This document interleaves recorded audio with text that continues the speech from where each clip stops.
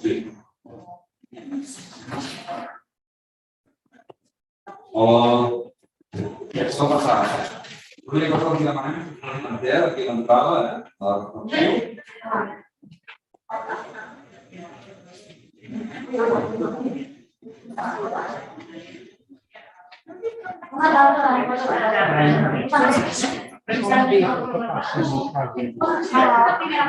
Sí, ho farem així. Què passa? La passaria també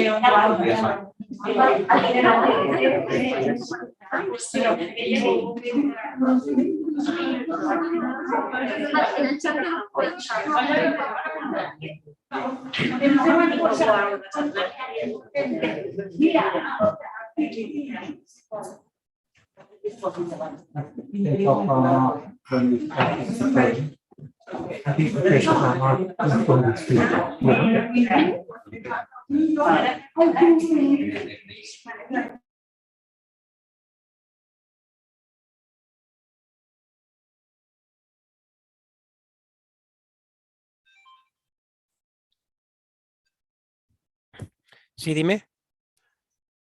Ya lo he pasado, lo he pasado en el TEA, en nuestro WhatsApp. Vale. Eso me ocupo yo. Vale, lo tengo controlado, sí. Venga.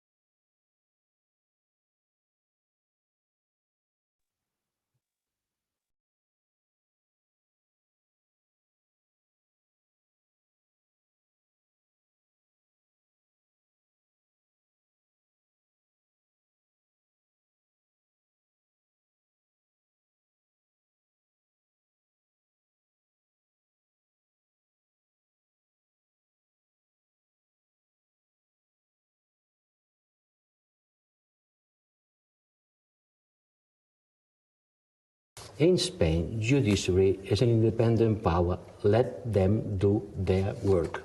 Why not have a debate about the Constitution and constitutional amendment? Could have done it. They could have gone to the Spanish Parliament and present a proposal to reform the Constitution, like the Basque did. They haven't done it.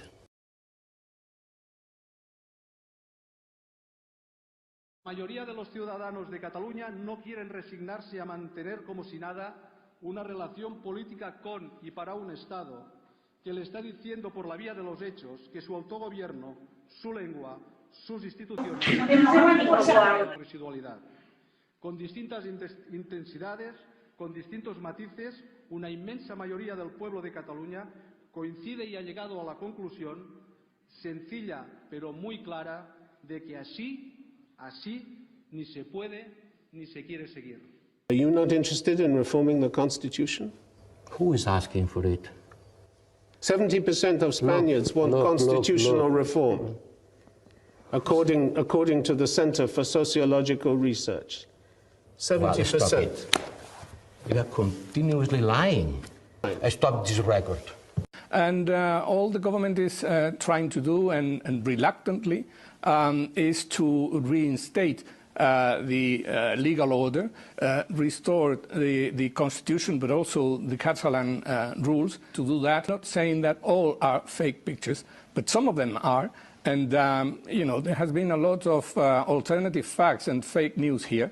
As I said, if there was at all, according to the pictures, there was some use of force, it was not a deliberate use of force, it was a provoked. Un caso escandaloso, como el señalamiento de un niño de 5 años en Canet, en Cataluña, mañana vaya a haber una manifestación con todos los nacionalistas que son los socios de Sánchez y que el gobierno no diga nada. ¿Se puede tolerar de verdad que a un niño de 5 años se le pida apedrear, aislar en clase? ¿Se puede tolerar que haya profesores con instrucciones para no dejar ir al baño a niños porque hablan en castellano? Este es David Alandete y es el protagonista de una de las historias más vergonzosas, ridículas y peligrosas del periodismo en castellano. El 3 de septiembre de 2017, pocos días antes del referéndum de independencia, Alandete inicia una serie de artículos con un hilo conductor muy claro. Hay una red de injerencia rusa en Cataluña. Estos artículos tienen un gran impacto. Gracias a este enorme impacto, en diciembre de 2017, Alandete compareció como experto en el Parlamento británico para explicar sus teorías, junto con Mira Milosevic, investigadora principal del think tank español Real Instituto El. Investigadores y periodistas estudiaron las evidencias presentadas y llegaron a la conclusión de que las teorías de Alandete eran un conjunto de manipulaciones con datos erróneos y tergiversados. I have proof on that. I understand that. I just wanted to make one final point. It's about the evidence that we've received and the way it's constructed. My second sort of observation about papers like Senor Lesaka's is that there's no, unlike a scientific paper, there's no control, there's no comparator. Evidence that the Russian government is seeking to interfere with the outcome of the referendum in Catalonia. No, I think that Russian government did not seek any concrete results of referendum. And I don't have evidence, and I think that... Well, I think this is the... Forgive me, but this is the important point for me.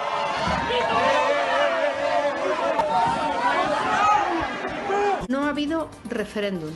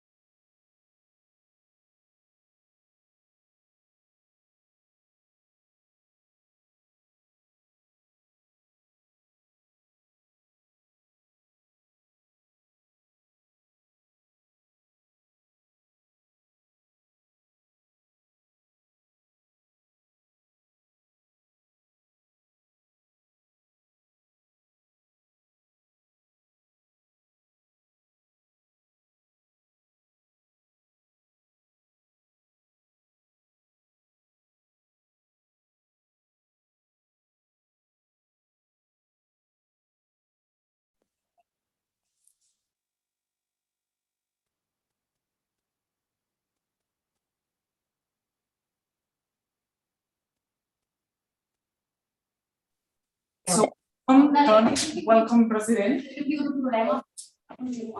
Li s'ha tallat. S'ha tallat? Sí, i no s'ha enviat res. O sigui, tot el que he dit no s'ha vist online? Clar, perquè la meitat. So I will try and repeat some of the welcome words, which were just to say that the event will be held in English and that it is both remote and live event. So thank you very much for all the people that have come and joined us here at the constituency office. This office, as you know, belongs to the 3 of our members of the European Parliament. 2 of them are joining us from Belgium. Of course, they have not yet been able to tread on this office. And they are President Carles Puigdemont and Toni Comín. To give our warmest welcome, if they can share the screen now with them.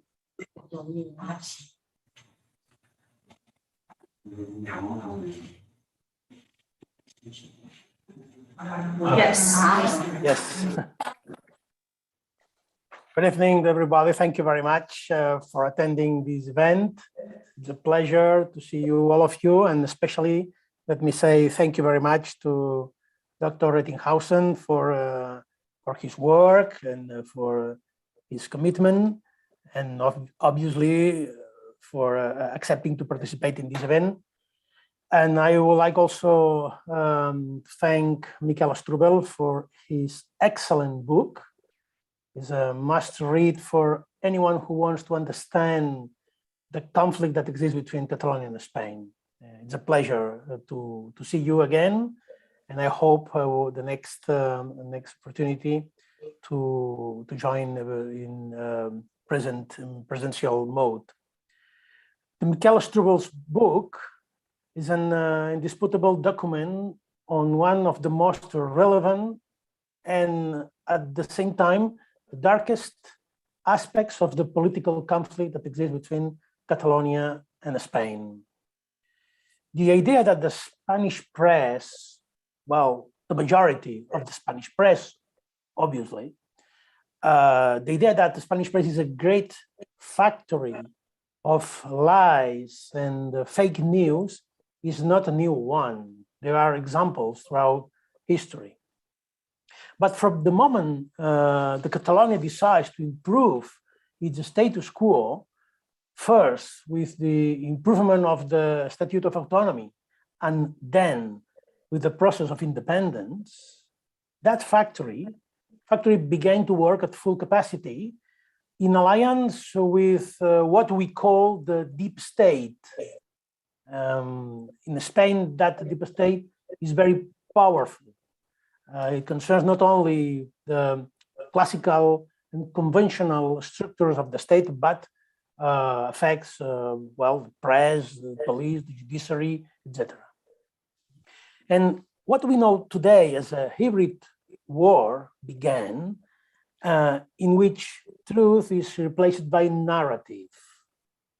And the good job and independence of journalism is conditioned by the national interest, which is the same as what happens to the judiciary and the police. Todo por la patria. This is the motto that inspires this attitude, which is ratified by the claim, go for them, a por ellos, ordered by the highest Spanish authorities, significantly by the Spanish king. Narrative warfare seeks to discredit the movement and undermine the reputation of its leaders. It is a very old maneuver, but today it is done with very sophisticated means and a powerful propaganda distribution machine, social media. Yes, we Catalan, we have neither the resources nor the strategic alliance that Spain has to wage such a battle. We must defend ourselves in a way that is also very old, but also is very effective. Facts and figures, proofs, documents. And all the evidences we collect confirms to us that Spain has a problem with the truth. Spain has a big problem, a very complicated relationship with the truth. And concerning the Catalan case, its media prevent Spanish citizens from accessing truthful and serious information. I hope this event and books like the book has Michael Strubell has published, I hope this event will contribute to underline the need for a democracy, for European democracy, obviously for Catalan process of independence, even for a Spanish society, the need to have a confident and independent journalism. So thank you very much for all of you. Thank you very much, Michael, for your commitment to Catalonia. This is a very, very helpful book. And well, we will see, I hope, very soon. Thank you very much.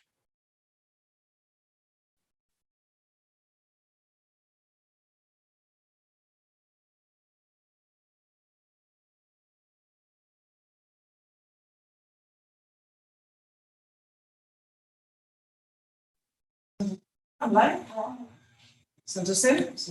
Moltes gràcies. Thank you so much. Now it's our pleasure to give the floor to our two guests. Henry Ettinghausen. He's an emeritus professor on Hispanic studies and has prologued, amongst many other works, the book that Mr. Michael Strubell has written about lying on Catalonia. They will talk about how the rule of law, how the fake news and the misinformation coming from Spain affects or tries to affect Catalonia. So our most welcome for both of you. I think Mr. Ettinghausen will be the first to speak, and then Michael Strubell. The floor is yours. Thank you very much. Molt honorable President Puigdemont, honorable Conseller Comín, ladies and gentlemen, I'm honored to have been asked to take part together with my old friend Michael Strubell. Okay?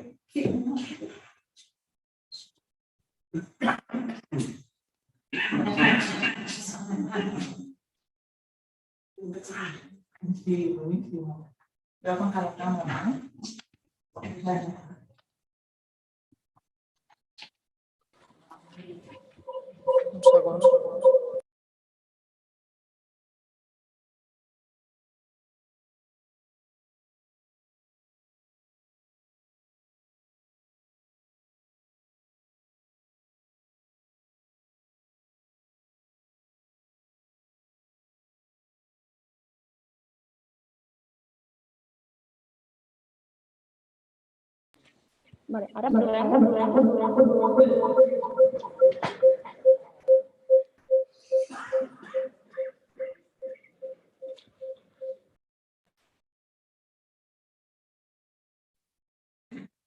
Two of us would win any referendum on that screen, I guess. Podeu parlar? Sí? Okay, I'll start again.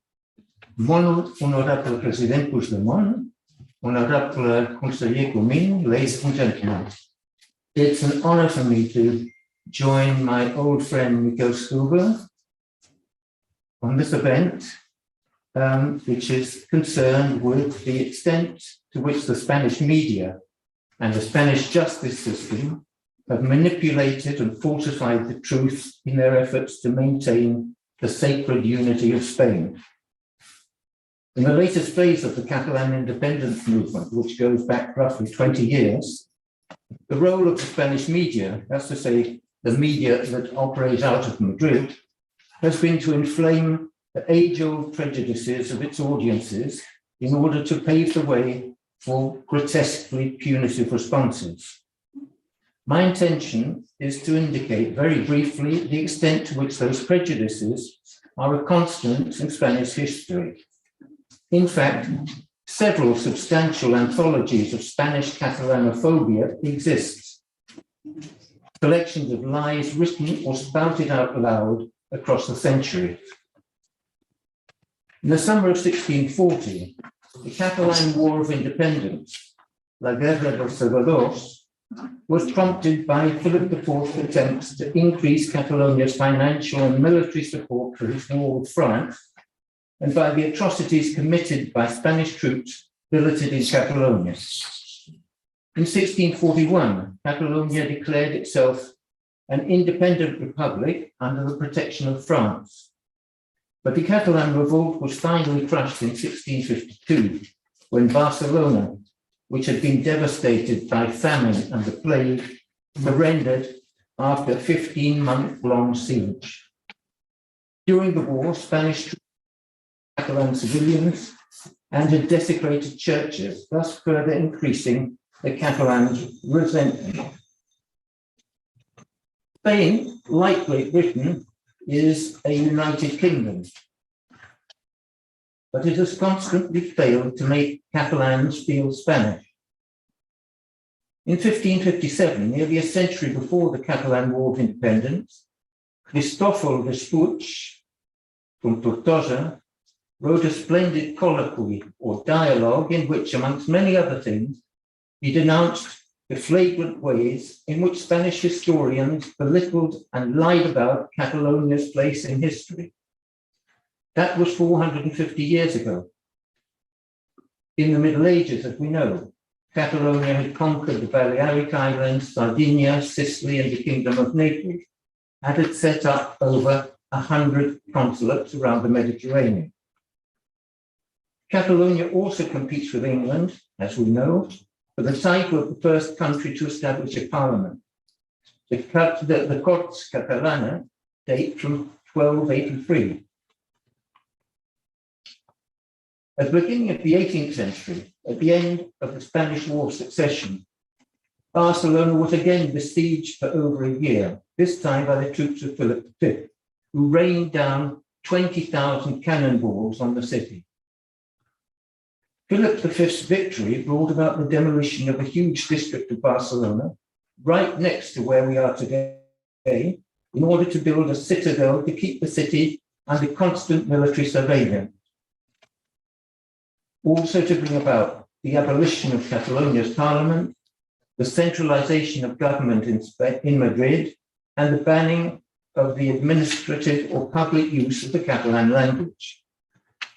The use of Catalan in public has been persecuted very, very often since then.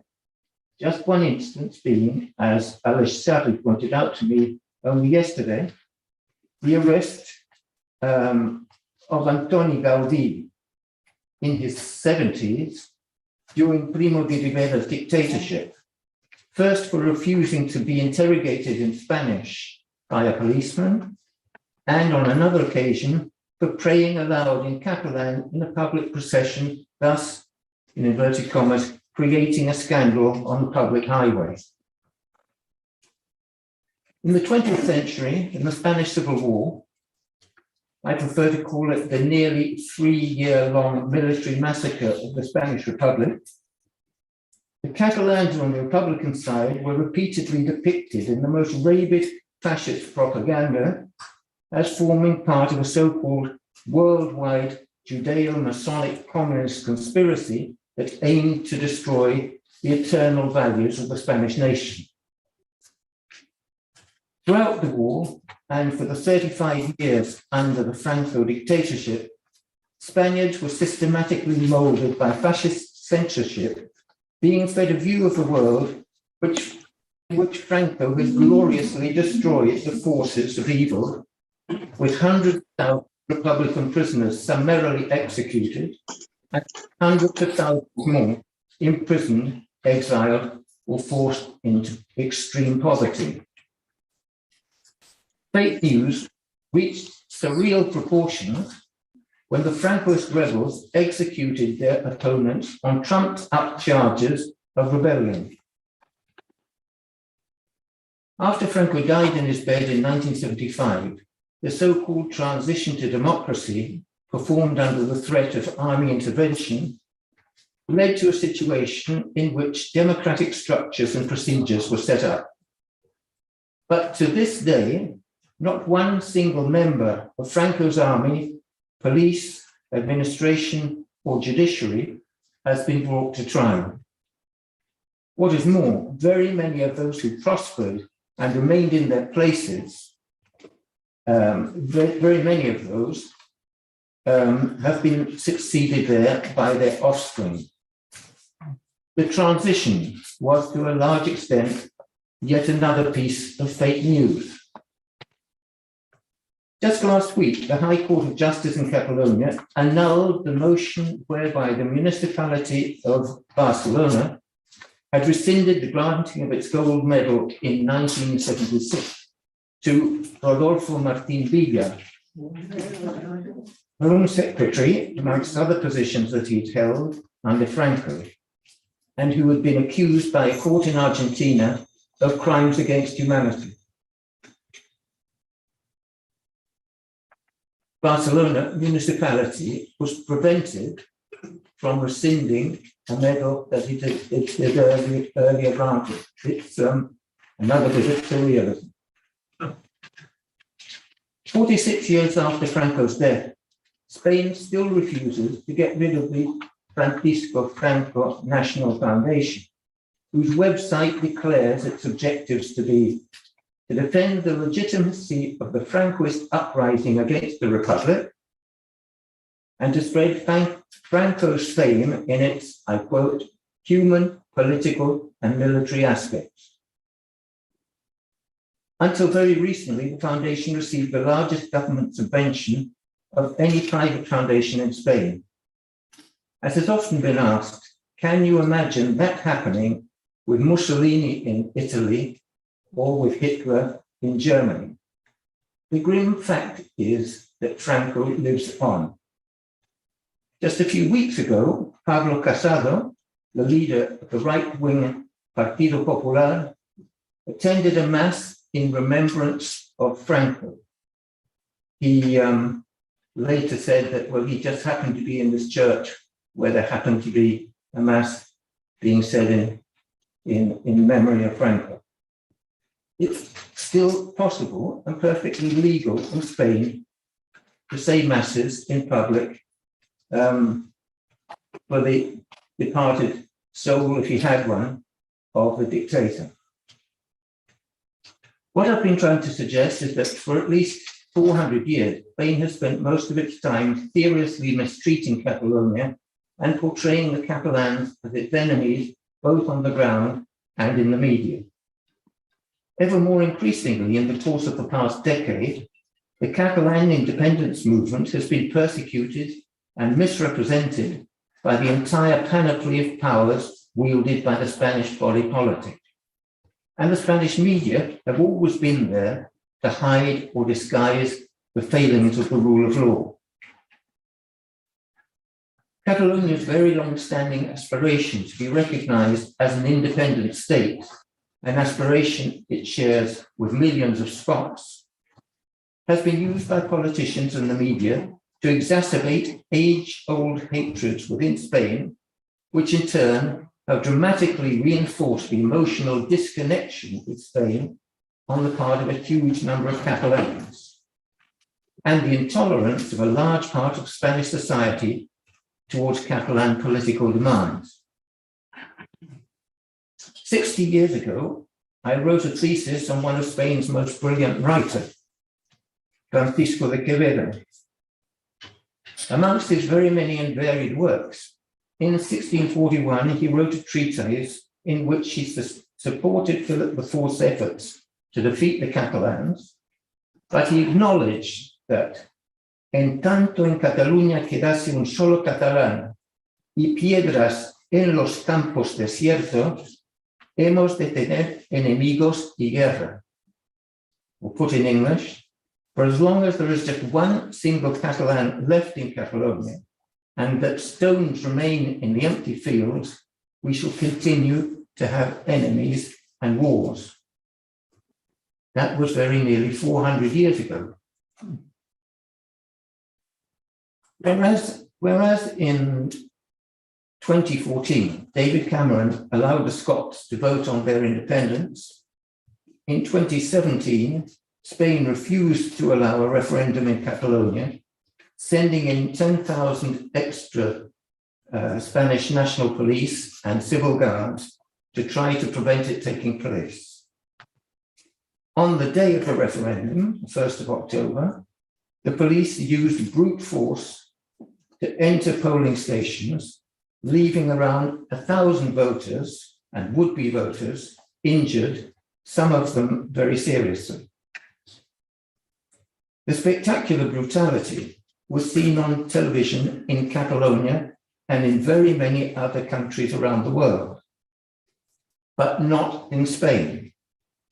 On the contrary, thanks to the fake news on the Spanish media, Spaniards were convinced that it was the voters who had attacked the police. The utterly fake news that violence had been used by the voters against the armed and armoured police was lapped up by a Spanish public that had previously been shown the images of exultant police and civil guards setting out from various parts of Spain to cries of "A por ellos," that's to say, "Go get them."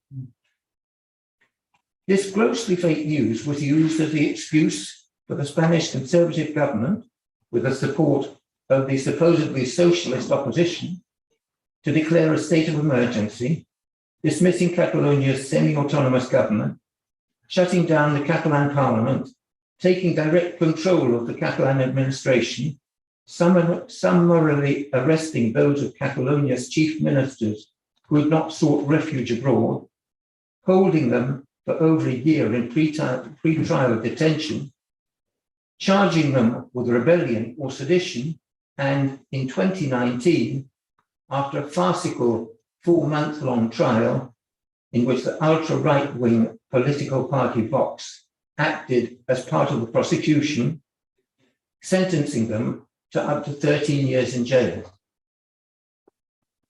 It was the court's blatant refusal to show the videos of the police brutality, as well as the fake testimony of strings of police witnesses who repeated parrot-like their memories of the hatred they had supposedly seen in the voters' eyes, that provided the main evidence on which the sentences were based. As of today, some 3,000 Catalans, including civil servants and mayors, still face trial for their supposed role in the referendum.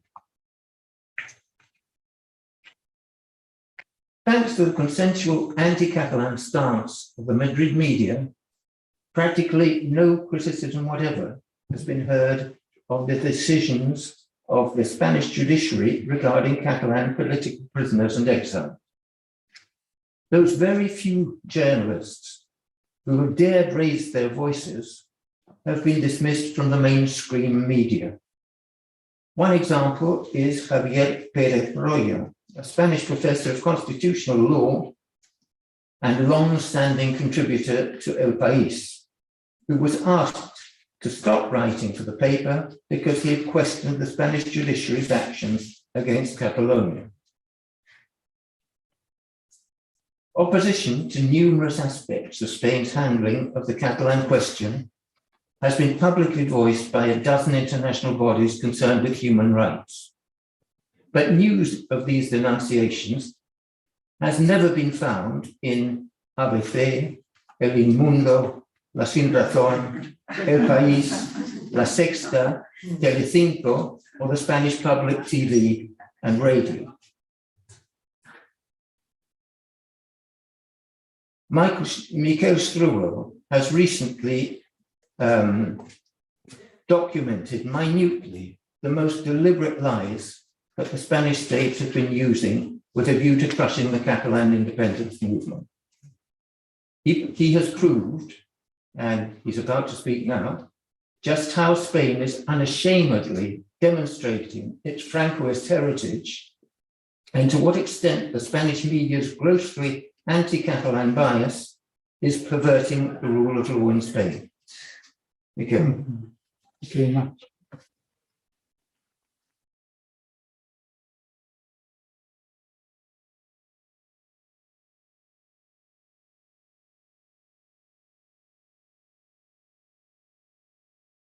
Right Honourable President Puigdemont, MEP, Honourable Conseller Comín, MEP, Senyors diputats, ladies and gentlemen. First of all, thank you very much for your excellent presentation, which will overlap on certain occasions with my presentation as can only be. I'm honoured to have been invited to speak on the subject of fake news and disinformation in Spain as regards Catalonia, and thank the organisers for this occasion. I've planned my initial contribution in the following way, using a PowerPoint presentation, which I hope you will see on your screens in a moment. On the next slide, you will see the basic structure of what I'm going to talk about for the next 3 hours. Sorry, that's a joke. Let's move to the next slide, which is a general introduction, which was originally intended to be on the origins of the Catalan independence movement. Well, Professor Ettinghausen has dealt in detail not only with this issue, but about plenty of facts up to this day. Let me just remind you that the independence movement in its most recent phase can be said to have been sparked off by the decision of the Spanish Constitutional Court to strike down or reinterpret at its will essential elements of Catalonia's revised 2006 regional constitution. The Catalan independence movement is awaiting the appropriate political moment to put into effect the resolution adopted on October the 29th, 2017, declaring the country's independence from Spain following the massive victory of the yes vote against all the odds, about which Professor Ettinghausen has also talked. On the next slide, I'll be talking about prejudice, stereotypes. Now, on the next slide, there we are, and lies about Catalonia. Right. As Professor Ettinghausen has underlined, the deeply ingrained image of Catalonia and the Catalans in the rest of Spain is quite negative and has been since at least the 16th or the 17th centuries.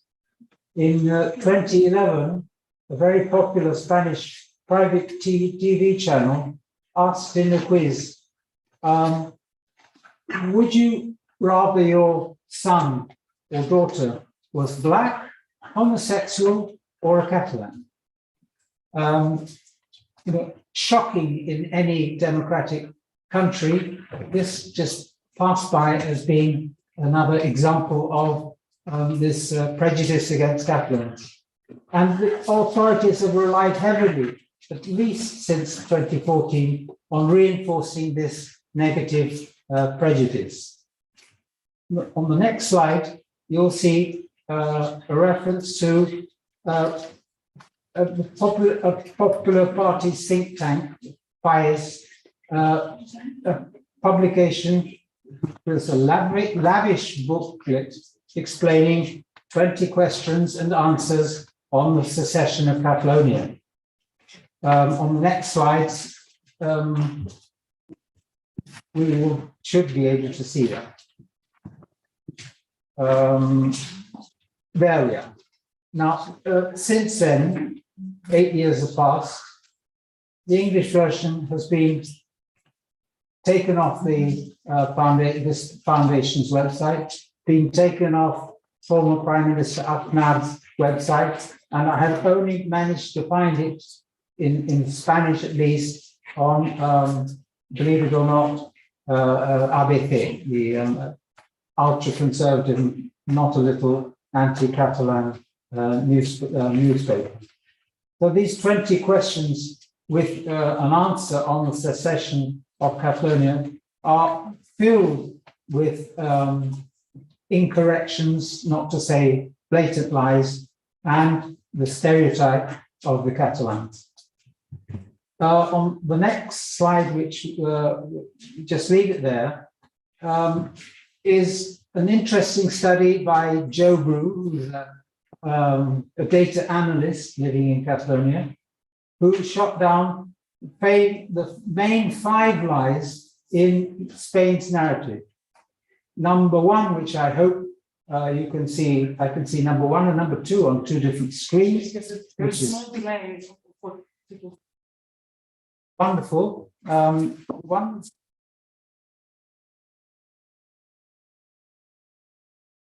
and it was that the Catalan independence movement is non-democratic. Well, I mean, that was shot down by particular answers to particular surveys, large-scale surveys done in Catalonia.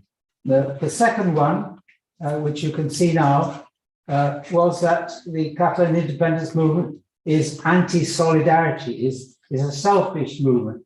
And again, you can see in those slides how the people in favor of Catalan independence are clearly more in favor of solidarity than people against, although the levels are both high in both cases. Number 3 lie, which I'll show in 2 slides when they're shown, thank you, is that the Catalan independence movement is right-wing. Well, that's a lovely one to see there. You can see the proportion of people on the left in favor of Catalonia in blue is far, far higher than people who define themselves as being on the right. So that one is shot down.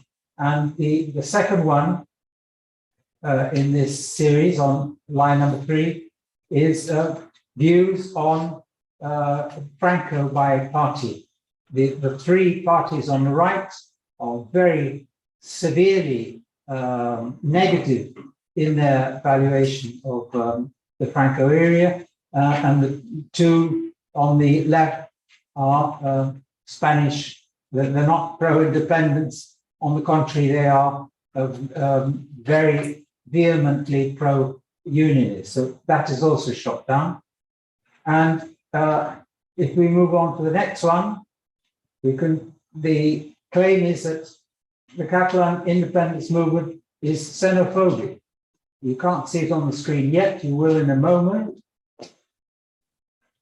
There we are. And again, you can see that those in favor of Catalan independence on the left display a clearly more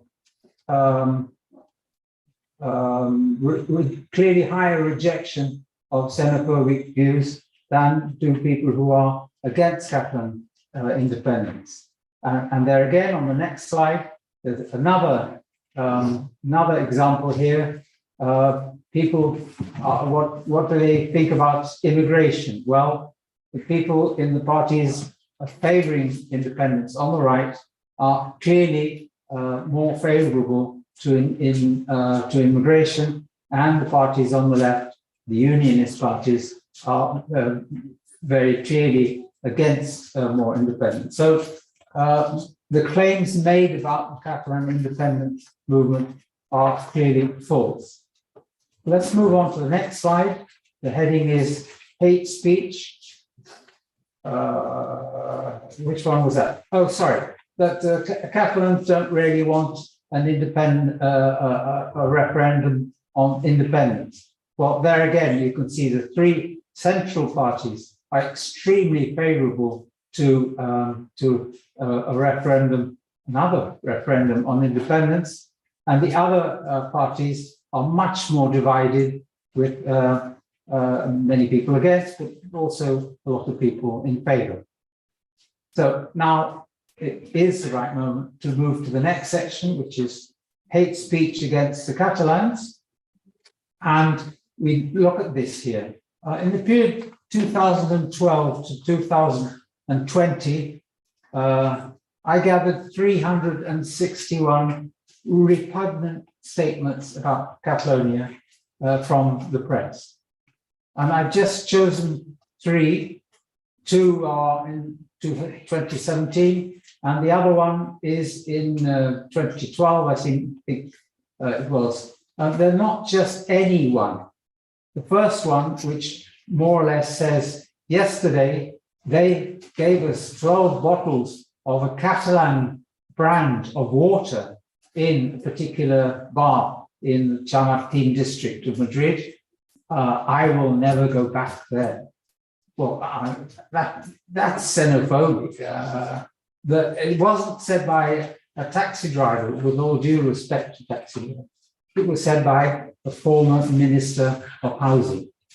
The second one is within an editorial set on the occasion of that massive demonstration in Brussels that Catalan independence movement organized in December 2017.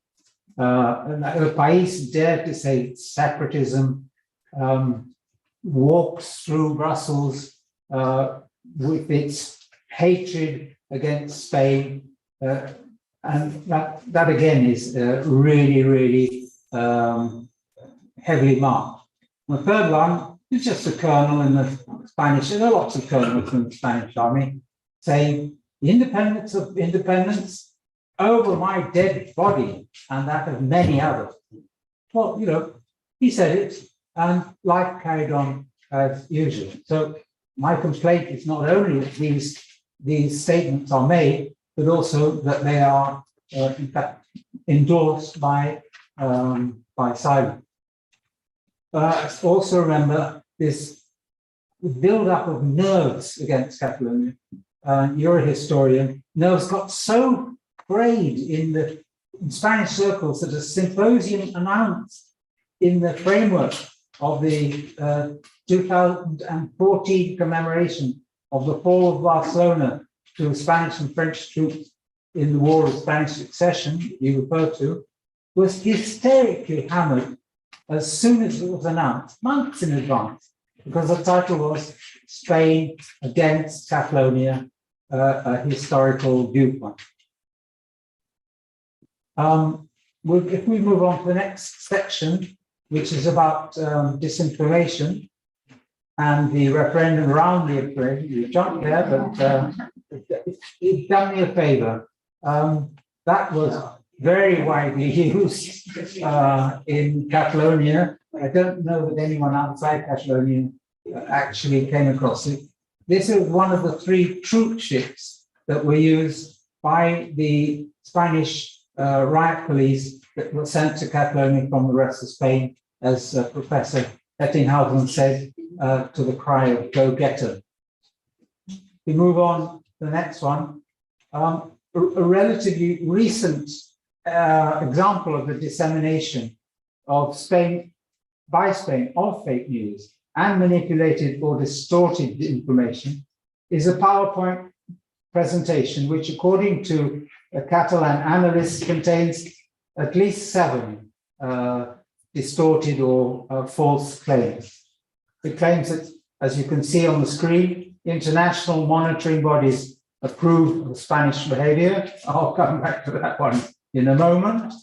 That independence movement is comparable to Le Pen's National Front. Well, we've already shot that down. Third, that independence is like Brexit. Again, the kind of voter for Brexit and the kind of voter for independence have completely different socio-political or socio-economic statuses. Fourth, that most Catalans are opposed to independence. Spain doesn't want that to be shown by any form of referendum. Fifth, Barcelona is not Catalonia, as if anyone thought that it was. Sixth, police violence against the voters was fake news. That's been shot down already. And 7, that separatism is nationalism, but unionism is not. Well, as I said, most of these fall flat without discussion, but let me just refer to claim number 1 and remind, we've already talked about claim number 6. Claim number 1 on the next slide shoots down the idea that international monetary bodies approve of Spain's behavior. Well, here we have the Parliamentary Assembly of the Council of Europe, which obviously is not the European Union, saying that politicians in Turkey and Spain should not face prosecution for statements made in the exercise of their political mandates as long as they respect certain limits. Well, if that had been in place, there wouldn't even have been a trial, probably. Though there was some disinformation on both sides, I can't deny that. The pro-union side used the main medium top-down much more successfully than the Catalan independent side, which in any event would have been bottom-up. We've seen in the aftermath some denials which were frankly pathetic, like that of the then Foreign Minister Alfonso Dastis, and we've also seen then Minister Josep Borrell getting cornered on a television program and then attempting to terminate the interview. So this is a slogging match in the end between Catalonia and Spain as to how fake news and manipulation are used. We move on to the next section. This is a curious section here because it's about the credibility of the media. We've seen here how, the media are viewed with a great distance in most of the Spanish media too, and some of the Catalan media are seen as being favorable. So there's a kind of balance of access to information here. But we can see here that in the whole range of countries studied, Spain was the second most forthcoming in the proportion who agree that government should do more to separate what is real and what is fake on the internet. Well, I'm amazed that Spain thinks that the government should do more to stop that, because it has been feeding fake news and disinformation, which is, let's say, worse than misinformation for years. And again, you look at the next page, there's a varied view. That's it. You can see Spain there, and you can see how the right and the centre are relatively happy about the level of trust in the public service broadcasters, but that the left in Spain is very uncomfortable or unhappy about. And then a very interesting study on the next slide was called The Spiral of Silence. And it's a study of how chat talks on different media discuss the Catalan issue. And they found that very, very few media at all had anyone speaking in favor or even neutrally about the Catalan process, whereas in Catalonia, there was always a varied composition of people. So some were in favor, some were neutral, and some were in favor. So the next slide is the issue of the objective of fake news. What's it for? And looking at the point of view, from the point of view of Spanish media and the Spanish authorities, you look at the external front. Spain's aim in spreading fake and distorted news aims both internally and externally. Externally, its diplomatic missions have done all they can to neutralize Catalonia's efforts abroad, explain the situation and make its case. Always with, as I say, dissenting voices being present and active. Spanish authorities have done all they can to prevent symposia, roundtables, and conferences, most often in academic settings. The Spanish government has acted on the tacit understanding, also used during the Franco era. I wonder whether the press will agree that anything it doesn't like can, for raison d'etat, be shown to be illegal. Thus, on the external front, apart from their efforts to silence Catalonia's voice in international fora, they have a sort of whiplash effect on the international front, thanks to the organization you can see on the screen, which is pompously called the Court of Auditors, the Tribunal de Cuentas. Dozens of Catalan ministers and top officials, including famous, internationally famous economists such as Professor Mas-Colell, without any court judgment against them, have been forced to deposit or pay millions of euros, pending the fines that it will presumably force them to pay for their activities in the organization of the events I've just referred to. This is the doing, as I say, of the Court of Auditors, which is not actually a court of law at all, but has been using its power as Deputy Prime Minister Soraya de Santa Maria said in her day, to financially ruin its Catalan political opponents. This issue has boomeranged, as I say, in Spain's face, with hundreds of academics across the world protesting for them. An issue in the external part of Spain's effort is on the next slide. And this is what I call the Russian connection. If we can see the next slide first. There we are. And we can move on to this.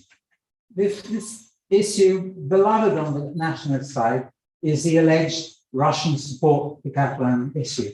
There's news in the last 24 hours on this. It's an ongoing attempt to persuade the European Union that Russia is the bad guy and that Catalans are even worse guys.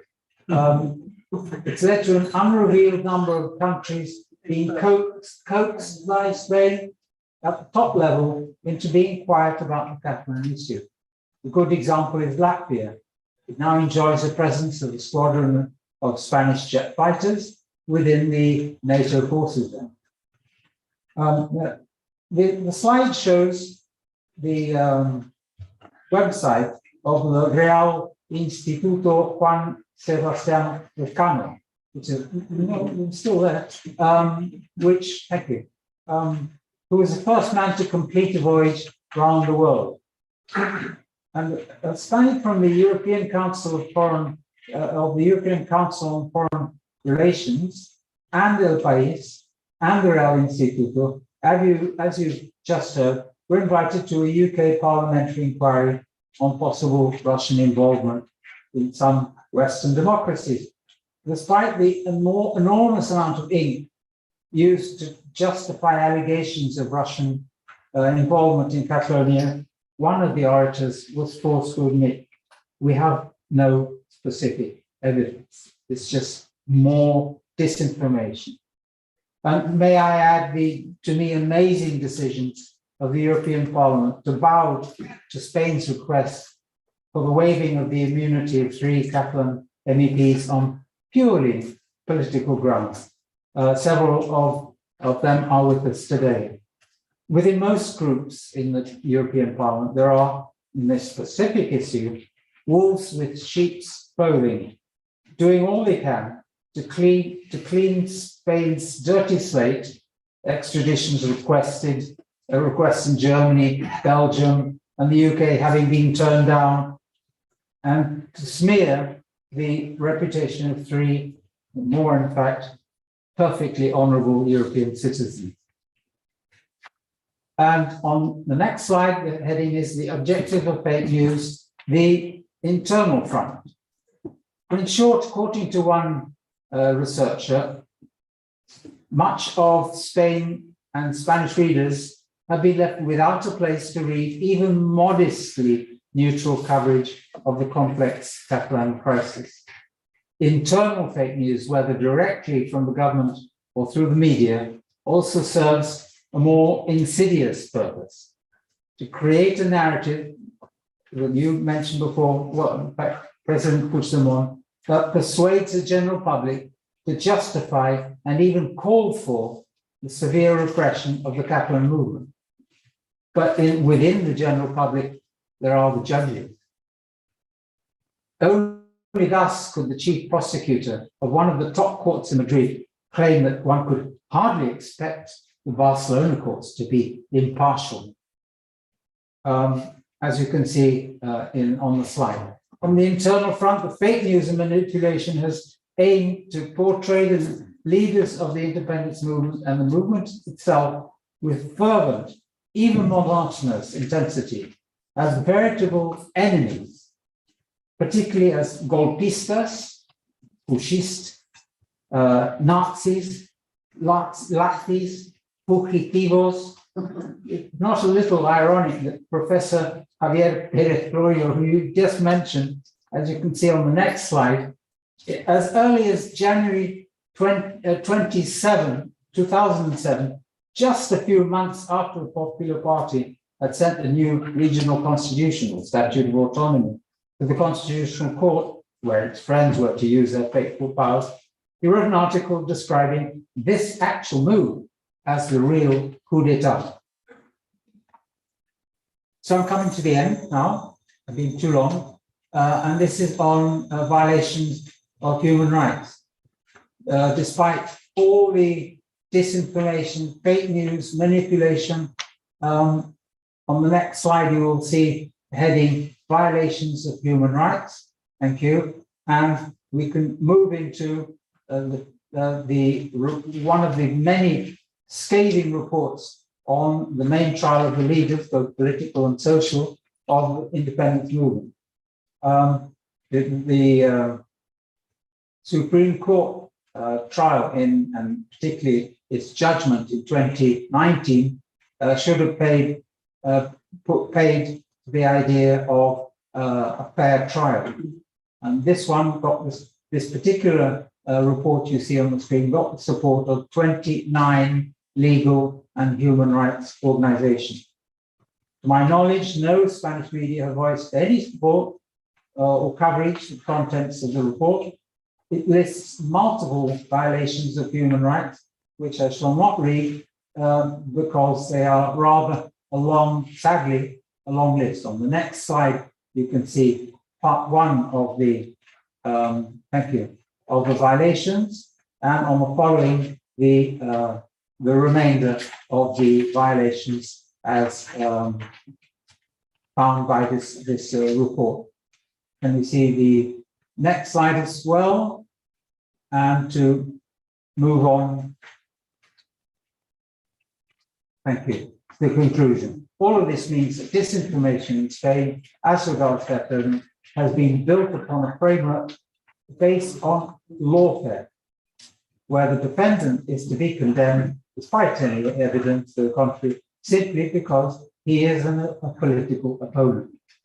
At least since 2011, the narrative against what even the Spanish Supreme Court says that independence is a legitimate political aim has been vicious and aggressive, completely improper of a true democracy. And it is deeply saddening for me that many groups in the European Parliament, unlike the Parliamentary Assembly of the Council of Europe, are party to it. Thank you very much.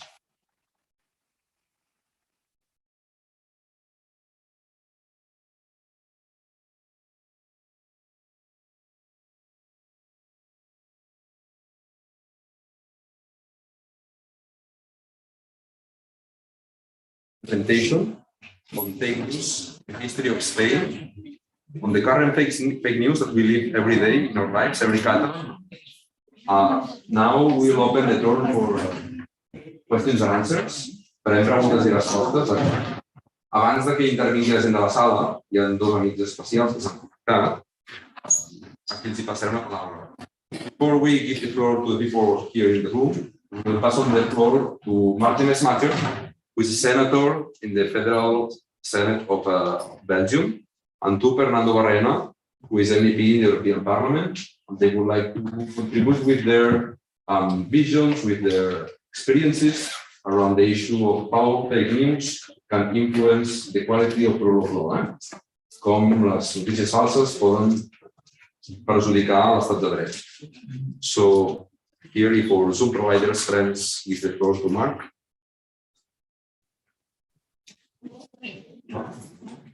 Bon dia, amics in Barcelona and in Brussels or elsewhere, wherever you are following this webinar. So good to see you all. It was a very, very interesting presentation. Thank you to Professor Ettinghausen and Mr. Strubell.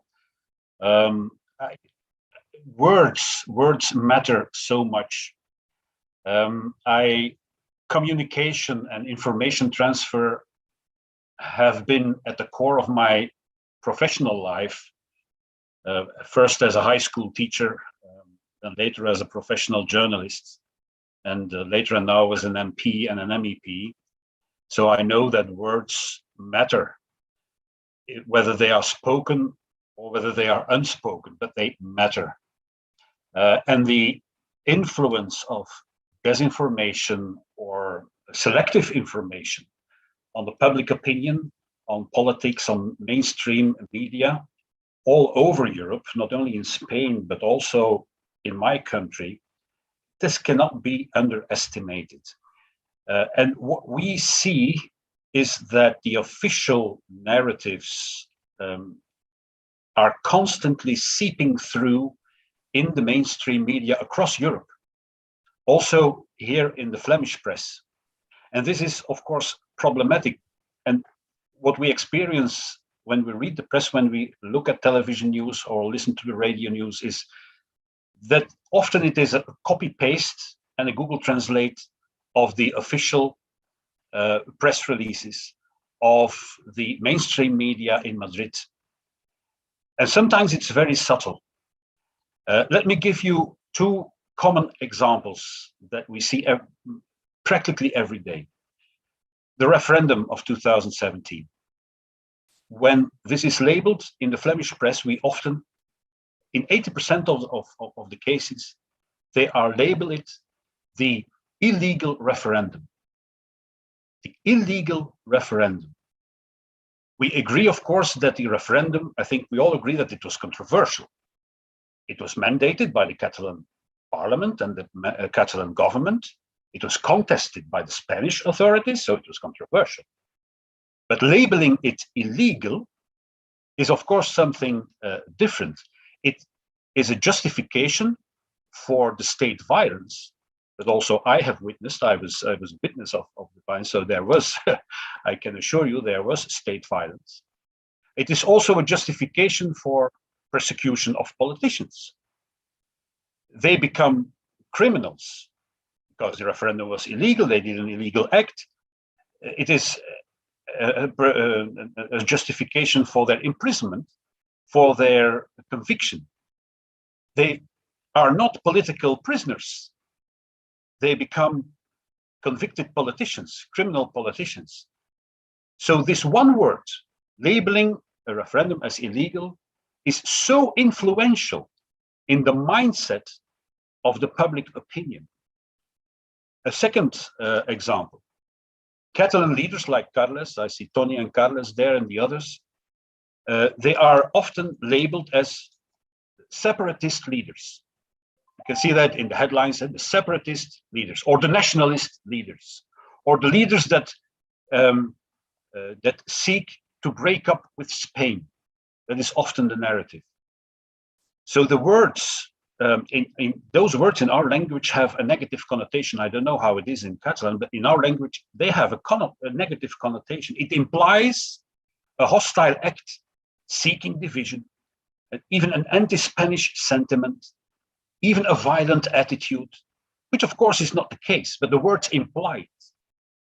Because one could also say, these are leaders or parties who want to exercise the principle of self-determination, which is a democratic principle, and that would be correct, but they don't label it as such. So words matter, they can create a mindset again. And not only the words that are spoken and articulated, but also the selectiveness of information and the words that are not spoken. So there's always the reference to the Spanish Constitution, the legal framework.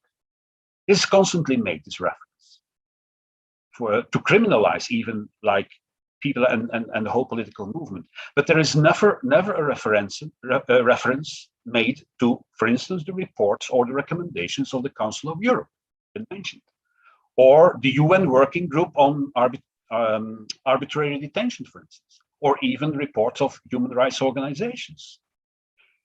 If that would be the case, it would shed a more balanced light and a different light on the situation of Spain, but it doesn't, it is not the case.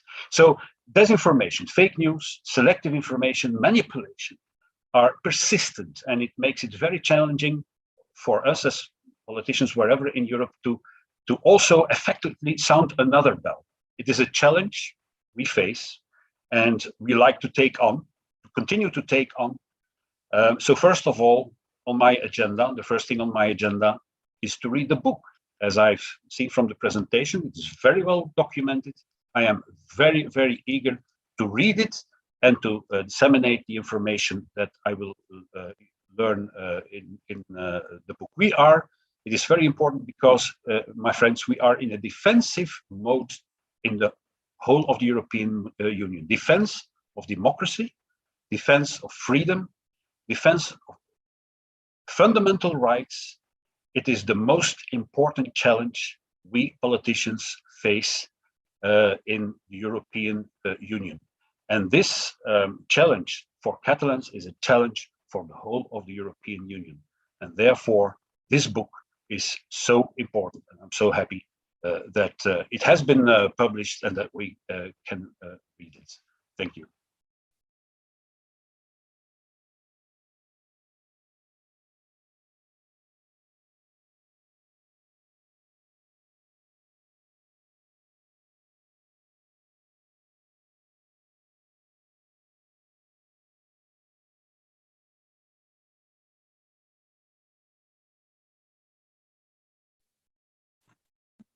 Can I make just 3 short replies? I can make 3 short replies, I'm being told. Not 4, but 3. I have witnessed at first hand the bias of foreign journalists based in Madrid. They are overwhelmed by constant narrative on what's going on in Catalonia, and you can see the enormous difference when media have correspondents in Barcelona, where treatment is much more not in favor, no need to be in favor, but at least balanced. That's one of the 3 points.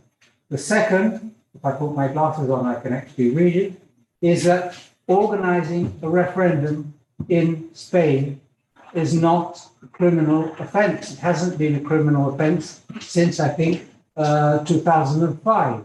So the Catalan politicians couldn't be accused of organizing a referendum, and they weren't condemned for organizing a referendum.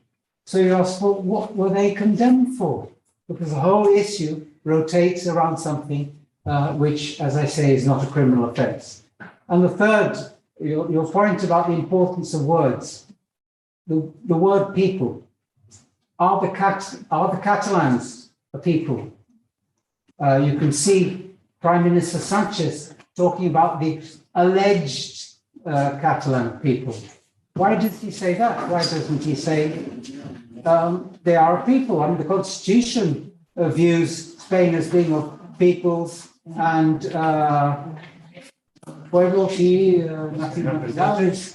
Why does he say that? Well, it turns out that if you acknowledge that Catalans are a people, which Spain will not do, then you fall under at least 2 international covenants on human rights that in Article 1 say very clearly that all peoples, not colonies, and so all peoples have the right of self-determination. So I am deeply grateful to your comment about the importance of words.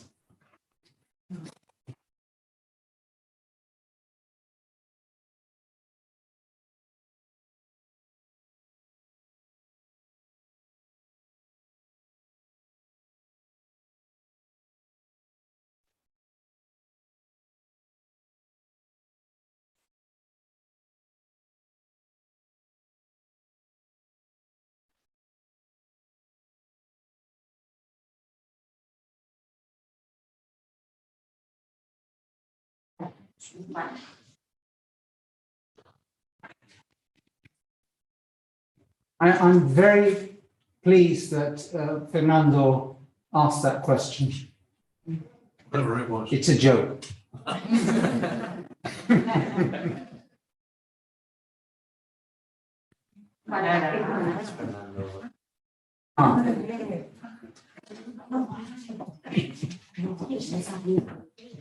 Gracias, Fernando.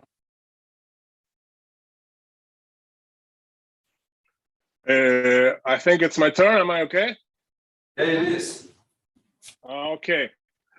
Well, thanks to the organizers, members Tony Comín and President Puigdemont and the panelists as well. They offered to us excellent presentations. Well, very shortly, I will refer very briefly to our experience in the Basque Country as fake news and disinformation have been used as a war tool by the Spanish government here in the Basque Country. This was a full strategy carried out by the government, the main political parties, and the Spanish militant media that made possible that very little criticism raised up in Spain. And this is crucial, as it was one of the goals of the strategy. The spreading of fake news was used by the traditional media, writing, radio, and TV to prepare false indictments against the pro-independence Basque leaders, pro-independence youth, or opening the way for the closure of daily newspapers and radio broadcasting. All, as most of you will remember, all this strategy was given a legal backup by the judiciary, namely by Judge Garzón, that stated and established that the all is ETA doctrine, according to which any citizen, group, or collective in the side of pro-Basque independence could be charged with no less than 6 years in prison. This was the ground concept according to which members and leaders of political parties were arrested and imprisoned, Basque media closed down, youth groups were criminalized, political parties banned, and the members of the public indicted under anti-terrorist laws just for standing for elections. Spanish media also did its part, publicly accusing political activists of terrorist activity and paving the way for their indictment and imprisonment. I would say that all this anti-democratic behavior, this pack of exceptional laws and legal procedures created to fight back the Basques in the 80s, the 90s, and part of the new century, were ruthlessly deployed towards the Catalans when the state considered it was needed to protect its interests. This clearly shows that the counter-terrorist alibi argued by the Spanish state to stick up to exceptional laws and therefore make them acceptable to the Spaniards was another big fake news. The Spanish state does not need an armed threat to respond in a violent way. They just need to consider that any political activity is a threat to the status quo, to deploy any kind of measure or reaction, as they did in the past. Just recall the GAL paramilitaries, the political use of torture against detainees, or the long list of citizens victims of the violence of the state.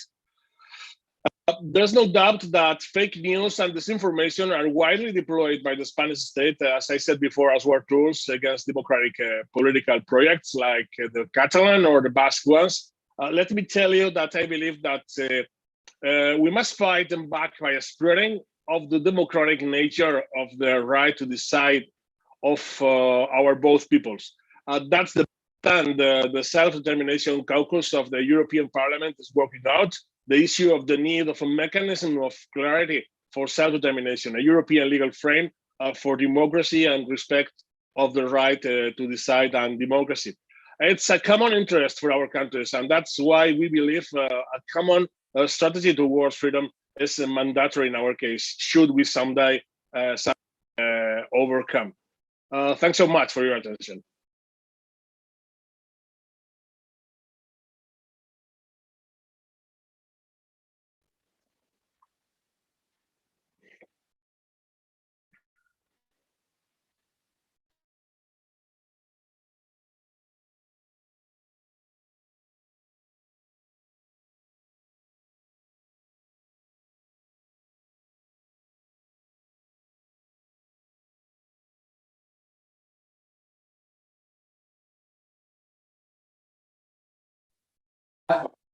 The courts can actually interfere in the ordinary daily activities of Parliament. This is an incredible break in the division, separation of powers that was established about four centuries ago. Courts can ban calls for plenaries. They can ban meetings on committee meetings on reports. They can do whatever they like. They can then send members of Parliament to prison or debar them from public office for years and years, simply for their parliamentary activities. Again, I think the Council of Europe at least is aware of this, and I would hope that most groups in the European Parliament would also do so, plus the European Commission while we're on the subject. Thank you, Michael.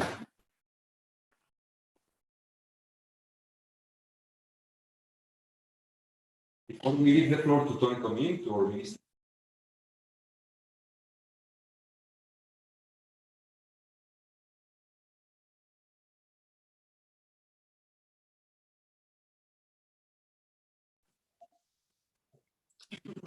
People of Italy.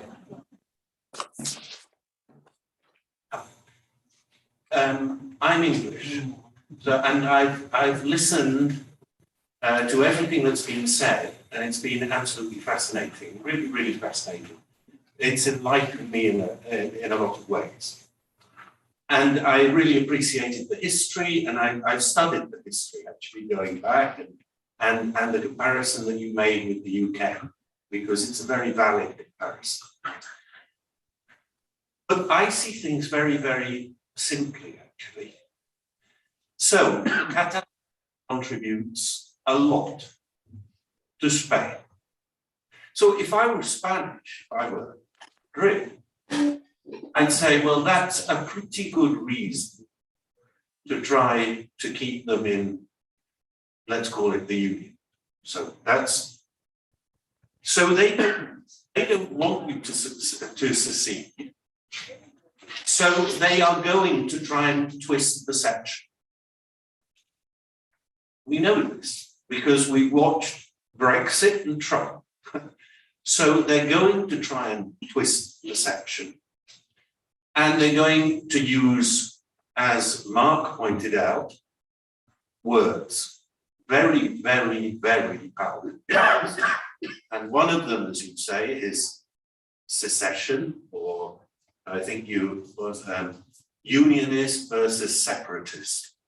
Wow, that's a heavy one. And as you say, as soon as you put the adjective illegal, wow.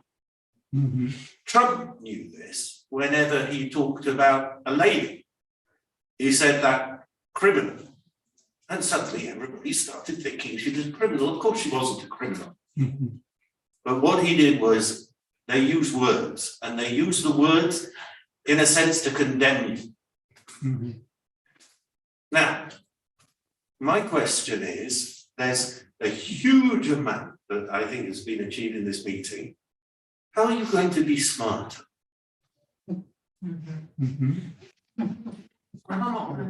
Catalonia. You've had some of the greatest minds in the past. Your brother has written a book about Caimo. So what are you going to do? Because you have to accept these things and not be victims of them. You must think, how can we be smarter? And in some of that, it is use of words. I worked in communications for 20 years, 25 years. It's words. It's how you position yourselves, how you position Catalonia. It's very interesting because the gentleman was talking about Flemish. Well, there's an issue too. It's how you position yourselves. And they don't want you to position yourself well. Of course they don't. Of course. And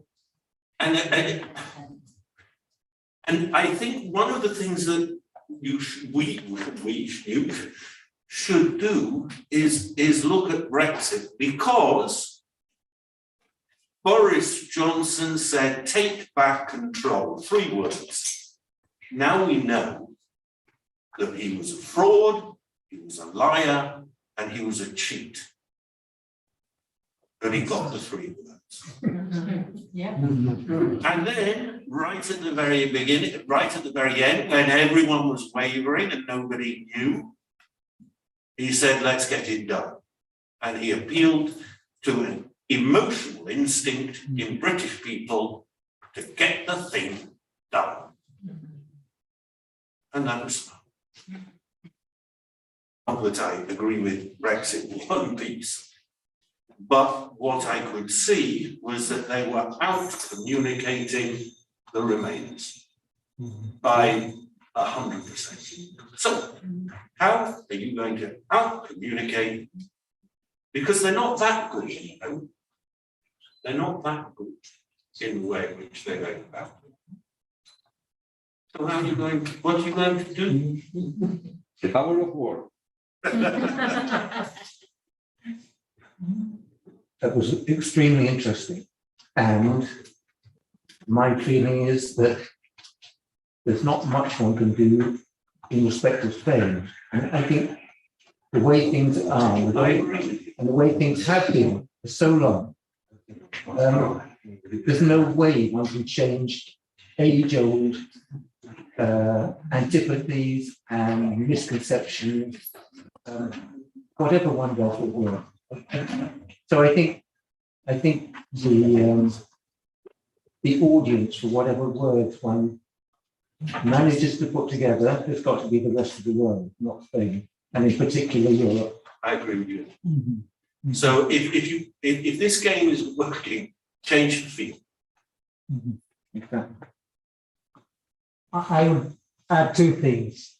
One is that in a democracy, if you want to win over people, you have to use the word seduction in all aspects of your political activity from power. Spain has simply not done that. It has chosen the same old Franco path of repression.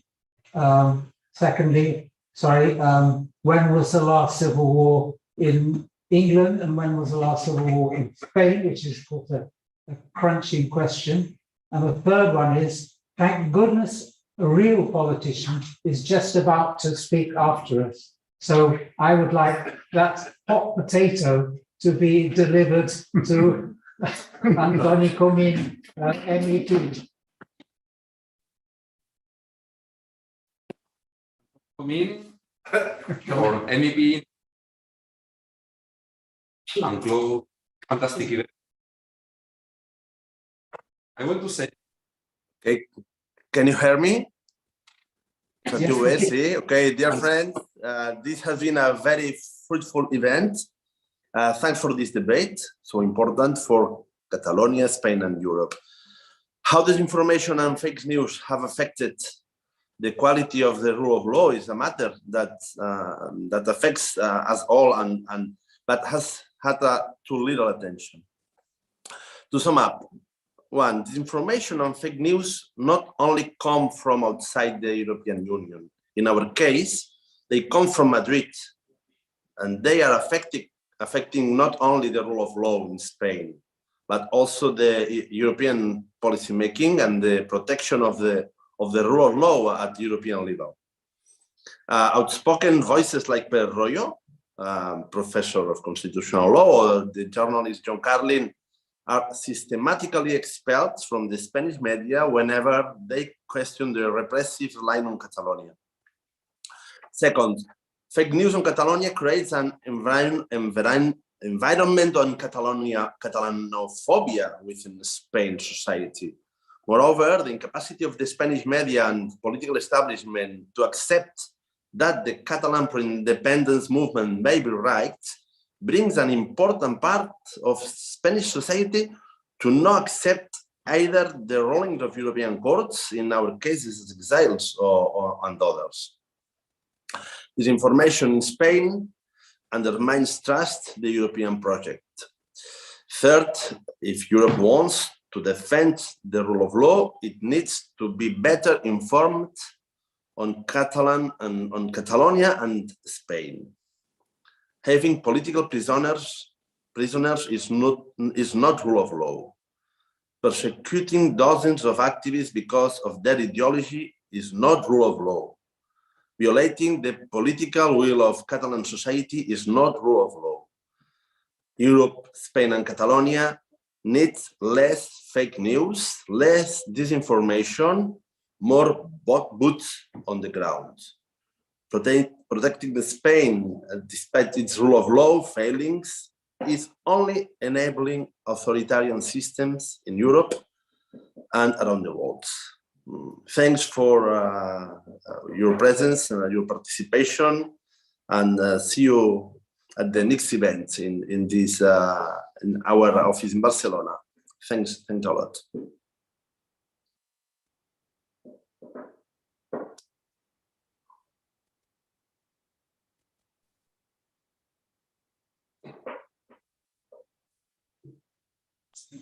Okay.